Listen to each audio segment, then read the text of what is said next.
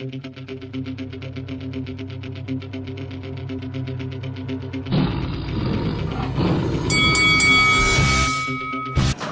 this is Eddie Hearn, and you're watching Lights Out. This is FAISAL Khan for Lights Out, and with me via Zoom all the way from Manchester. Delighted to be joined by Jamie Kessebeh. Jamie, good afternoon to you, mate. How you doing? Good afternoon. Thank you for having me. Looking forward to this interview. It's not every day I have a Man United fan on this channel. Well, not every day I get interviewed by a Liverpool fan. Well, listen, let's put rivalry aside, and let's not talk about yesterday's game because it wasn't the most memorable of matches. It wasn't. You're obviously waiting to kickstart your amateur career, but yeah, unfortunately that hasn't happened due to the whole coronavirus pandemic situation. Amateur boxing is suffering whilst this pandemic goes on, but I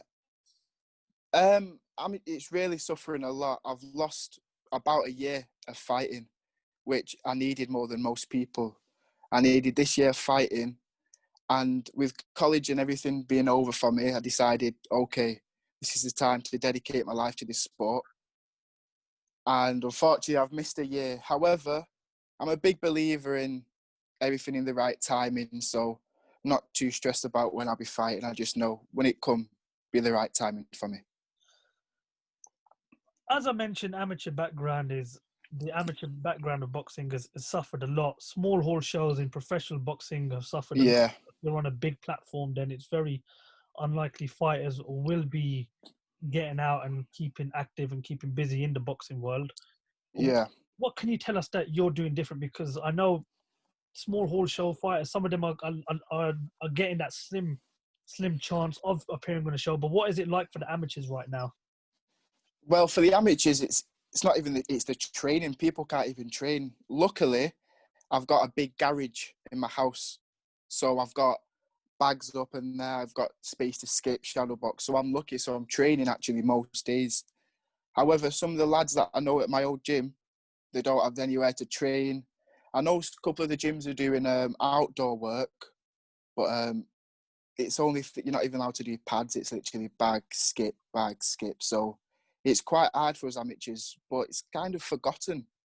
A lot of the people are worried about the pros, but they're forgetting the amateurs are building up to turn pro now, and they're losing a lot of time. And I know my gym's quite lucky, but some other gyms are going to have to close because they don't have enough money to keep open.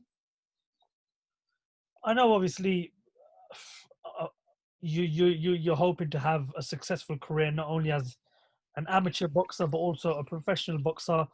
But has there, since this pandemic has started, have you ever thought to yourself that maybe quitting is considered a possibility for yourself because of how badly the sport's suffering due to the pandemic? Well, I actually watched an Anthony Joshua interview before this, and he was talking about the recession when he first started boxing, and about how when he hit the Olympics, they were coming out the recession. And what I've noticed is it looks like amateur boxing and boxing is going to lose a lot of money, a lot of funding because of the recession. However, I'm hopefully going to use it as a springboard in maybe the next Olympics, the next 4 years, for people to put money back into boxing. And I feel like when it's time for me to turn pro, that's when that time will be. So I'm not too bothered about the money or the funding into boxing right now. However, for the pros at the minute, it's going to be hard for them in the future. Not a lot of money going into boxing. You seem like a very bright kid. Before the start of the interview, you mentioned you've completed college. You know, you've got a job, and obviously you're doing your football coaching as well. And of course, for that first ever amateur debut, how are you managing to sort of juggle all that around at the same time? Well, to be honest, it is quite hard. For example, let's say if I finish football coaching, I've got to go straight to the boxing gym, but it's something I enjoy. You see, when it's something you enjoy, you don't see it as juggling loads. I enjoy my work and I enjoy my boxing, so I fit it in together. I fit everything in together.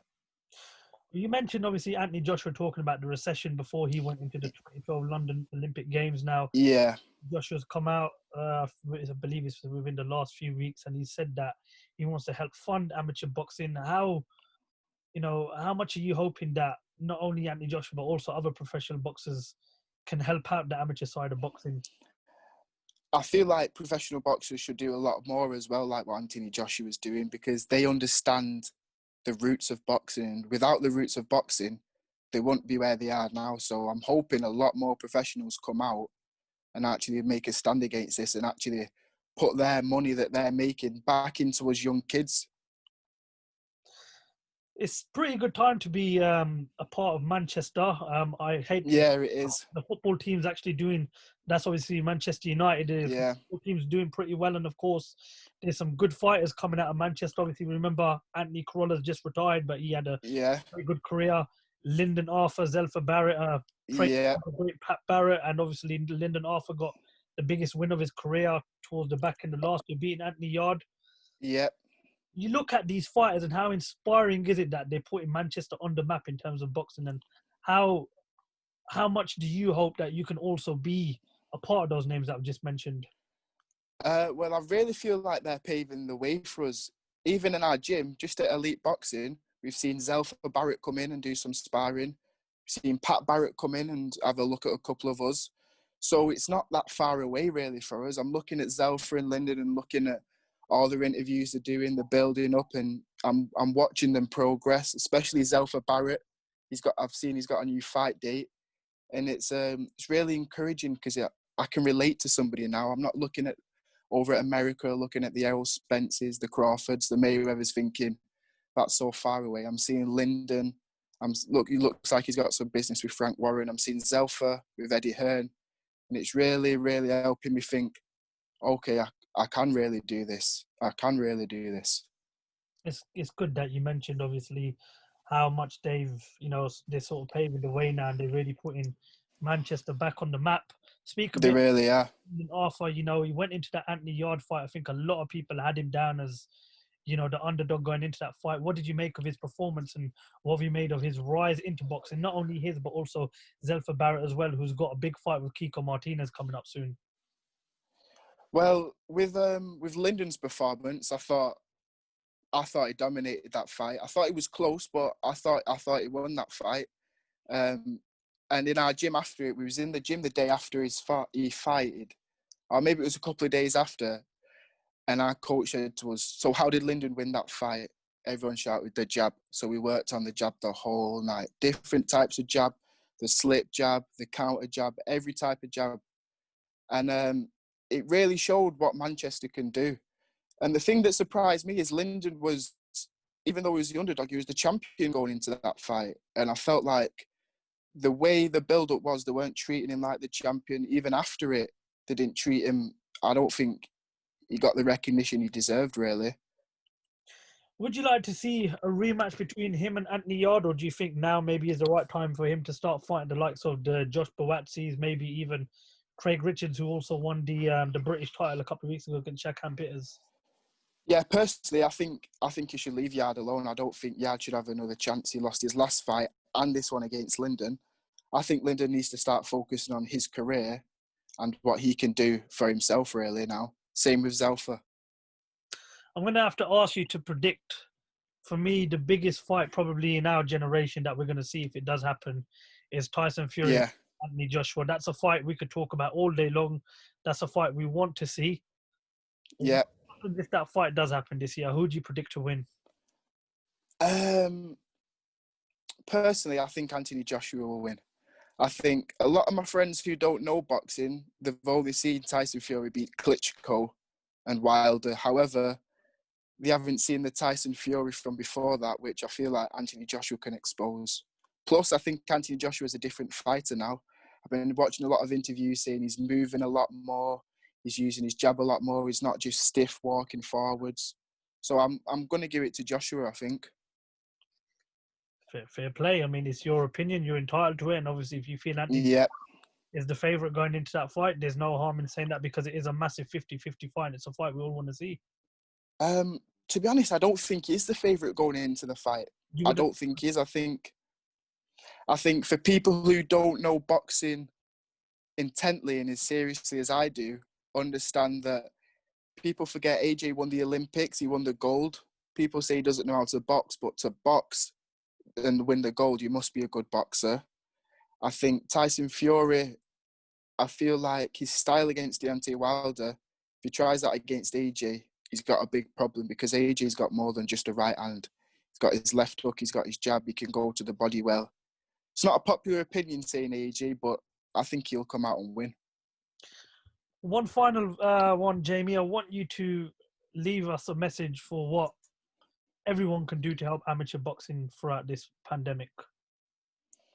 I think amateur boxing is just supporting local gyms near you, even if it's somewhere you don't even go. A lot of gyms now are on Instagram or on Facebook. It's just little things like sharing a post, commenting on a post, giving them some support. And for those who don't even like boxing as much and don't take it as seriously, just go down to the gym one time when it's back open. If you enjoy it, great. If you don't, leave it. But just give it a try. Experiment. Top man. Well, Jamie, listen, it's been very nice speaking to you. I really appreciate you coming on here and giving us your time. And I hope all works out with your rise in the amateur boxing side of things. And yeah, I really do hope that something good comes along and we can all get out of this pandemic and we can get amateur boxing and small hall shows back underway, because it's suffered a lot throughout the last year, and it's only right. Not only is it the professional side of the game and the big names in the game, but also the amateurs and the small hall shows can also get back to business. Yeah, well, hopefully after a couple of fights, I'll get back in contact with you and I'll come on for another interview for an update. You're more than welcome to come on for an interview whenever you like, Jamie. I really appreciate Thank you. And honestly, good luck with the rest of your career and whatever you're doing and whatever path you take next. And we look forward to staying in contact with you, and we look forward to speaking to you soon. Yeah. Thank you. Top man, Jamie, thank you very much for talking to Lights Out. Thank you very much.